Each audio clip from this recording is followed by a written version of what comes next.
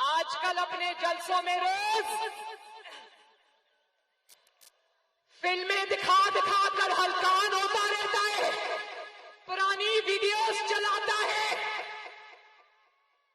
तो याद रखो, मरियम नवाज शरीफ के पास ऐसे ऐसे जवाब हैं तुम्हें देने के लिए कि अगर मरियम नवाज शरीफ की बेटी ना होती, मरियम नवाज शरीफ अगर ऐसे घराने की बेटी ना होती जिसने इखलाकी इकदार के साथ अपनी बेटी की तरबियत दी है, तो याद रखो इमरान खान तुम्हें पाकिस्तान में तो क्या पूरी दुनिया में मुंह छुपाने की जगह।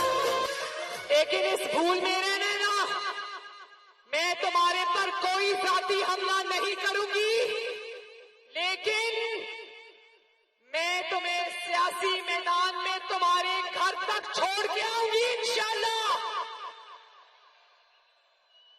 सियासी मैदान में मरियम नवाज शरीफ इंशाल्लाह ताला तुम्हें नहीं बख्शेगी।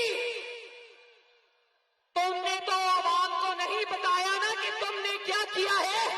मरियम नवाज शरीफ अवाम को बताएगी कि क्या क्या करतूत करके आया है।